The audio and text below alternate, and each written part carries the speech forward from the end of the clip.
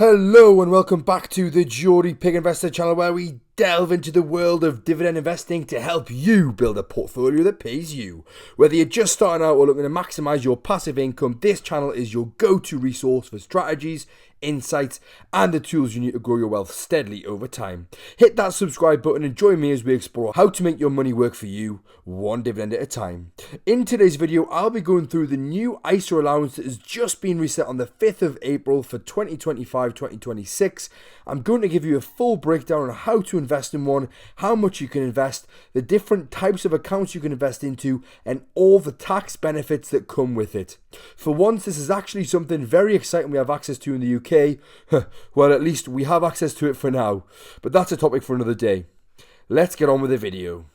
What is the ISA allowance? The ISA allowance for 2025-2026 is $20,000 per individual. You can split this allowance across different ISA types, which we will look further into in the next slide. If you didn't know, ISA actually stands for Individual Saving Account, and you can have as many different ISA accounts as you want as long as you don't exceed that £20,000 limit. The real main benefit to an ISA account is that all the income, interest, and capital gains inside an ISA account are tax-free. You heard me right, totally 100% tax-free. The reason this is important is because outside of an ISA account, you have a limit to how much money you can make in interest, capital gains, and dividends before having to pay the tax man back. This is avoided in an ISA account. For example, if you were to receive any dividend payments within an ISA, you would pay no tax on this compared to if you receive these dividends outside an ISA account. Then as soon as you receive over £500 across a year, you would have to start paying tax on this. Then, depending on what tax bracket you fall into, this will dictate how much money you have to pay back in tax. So a basic rate taxpayer would have to pay 8.75% on any dividends they received over the £500 limit. If you were a higher rate taxpayer, you'd be hit with a 33.75% tax bill, and an additional rate taxpayer would be hit with a 39.35% tax bill. So even just on this one example, it really highlights the importance to have your money protected in an ISA account where possible. And like I said earlier, this isn't just the rule for dividends received, but also any interest gained and capital gains made. It really is a no-brainer to have one open if you are a UK resident. What are the different types of ISA accounts? As I mentioned before, there are actually a few different types of ISA accounts, and each may be more or less beneficial for you. And since you have that £20,000 cap, it's important to identify which one best suits you, so I'll break each one down for you. First up, we have the cash ISA, which is a tax-free saving account that pays interest like a regular bank account. As I've already mentioned, the main difference being that any interest received is shielded from income tax. This capital is 100% protected, FSCS covered up to $85,000, just as it would be in a regular bank, and you have instant access to it with no risk of capital loss. Withdrawals are also penalty free. This account is best for risk adverse savers or short-term savings goals like an emergency fund, upcoming expense payments, or if you need access to draw the money out.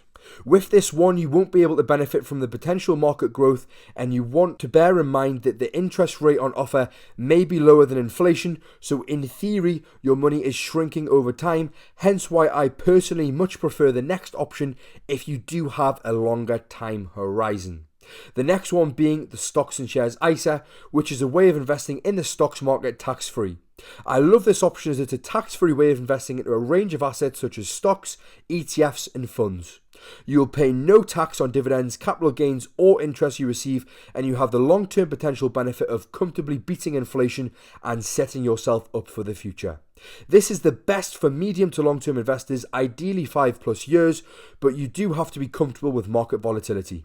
Right now is a great example of this, with the markets being extremely rough time over the past couple of months, and especially over those last couple of weeks due to these recent Trump tariffs. The market has absolutely crashed and is on its knees right now, but if you can ride out these storms, then you will be onto a winner long term.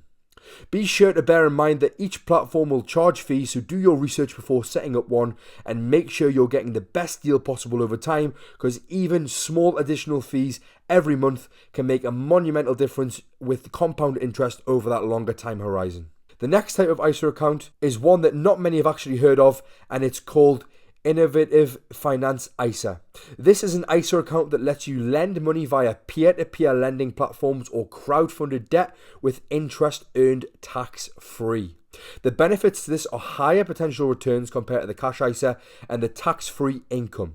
Having said this, you would want to be a more experienced investor who is seeking diversification to invest into this type of ISA, and you would have to be willing to accept higher risk for higher returns. It's important to note that this method is not FSCS protected and your funds may be locked in for years. Definitely a method that personally I wouldn't be comfortable with doing, as I'm not an experienced enough investor yet to look into that. The next one we have is the Lifetime ISA, which is an ISA type that can be used towards buying your first home or to save for your retirement, as you get access to it after 60. The glaring benefit to this one, on top of the usual tax-free benefits, is that the government will pay you a 25% bonus every year for the amount you have invested into. So, for example, if you invest £1,000 across a year, the government would top this up at the end of the year to £1,250, which can be a great boost when saving for a home. The only caveat here is that you are limited to a max of £4,000 per year in this particular ISA. Personally, I took advantage of this ISA account before I bought my house back in 2021, and I was able to benefit from that additional help in hand from the government. And if you're also looking to purchase a property in the UK, then I do think this ISA is of great benefit and want to take advantage of. I could still use and take advantage of the ISA for a retirement account, but right now I don't. The main reason for this is because I hope to have enough money saved up in my regular ISA account so that I can live off my dividends before I'm actually turning 60. So for me, my focus is on this rather than putting the money into an account that I can't actually touch till I'm over 60.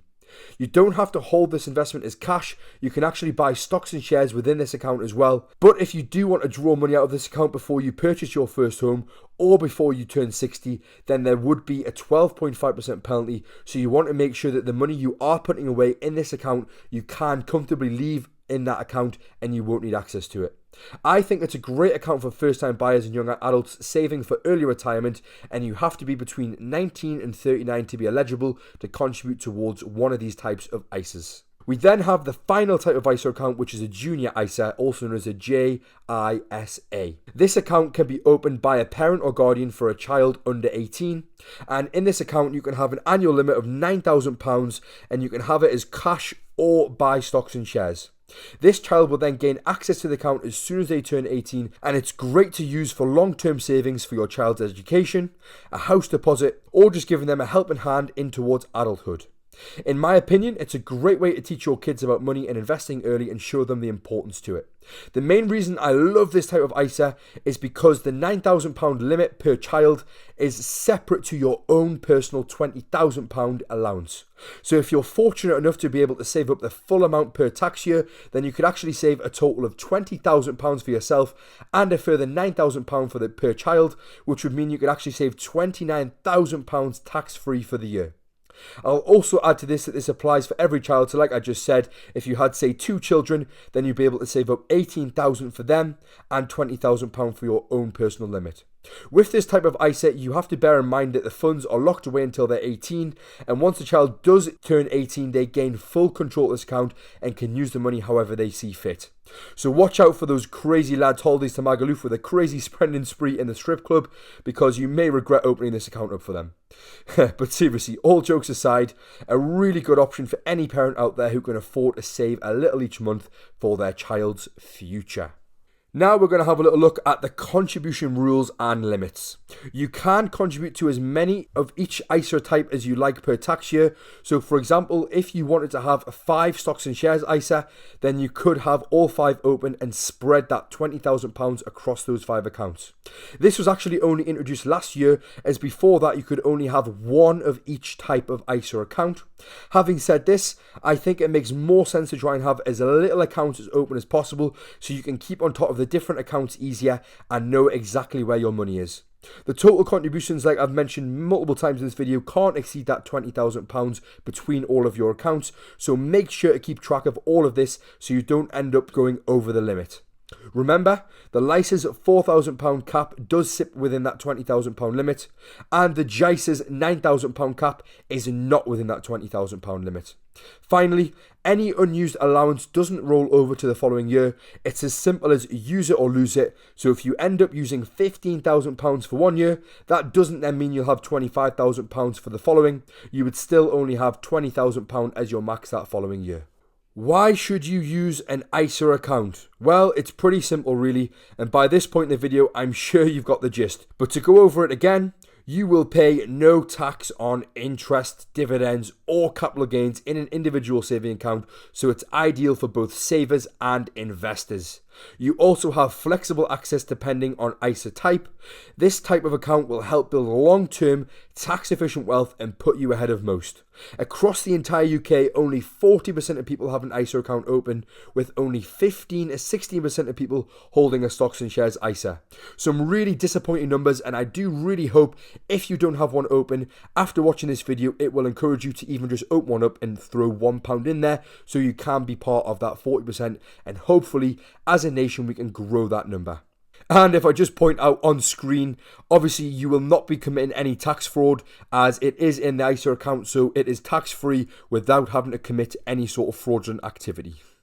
What are the key takeaways? Well, I'm going to start off by saying there is possible future reforms, with some policymakers suggesting that they will slash the cash ISA limit to 4,000. At first glance, this looks a bit terrifying, but I actually don't think it's a terrible idea. The reason they would be doing this is to encourage more long-term investing over saving, which I do think would help shift people's mindset, as in the UK we are still unfortunately have a very negative outlook on investing as a whole, and I'd love to change this. But there have been no official changes implemented yet, and it's still under review, and I do still think it's nice for people to have a choice with this, so if they do want to put money in a cash ISA, then why not just let them do so? For me, I just hope the limit stays at £20,000 and this isn't reduced in the next few years, so I can personally take full advantage of this while it's still here, as you just never know what changes are around the corner, especially in the UK. Something to consider as well is that although it is a £20,000 limit, and that does seem great, with inflation creeping up every year, this £20,000 has stayed the same for the last 10 years, so it should technically be going up alongside inflation every year, which it isn't. So in theory, the amount you can put in per year is actually shrinking. So hopefully, if anything, over the next few years, the government will realise this, and that limit might even be increased to say £25,000 or £30,000. My main takeaway from this video is that we now have a new fresh 2025-2026 allowance of £20,000 per person.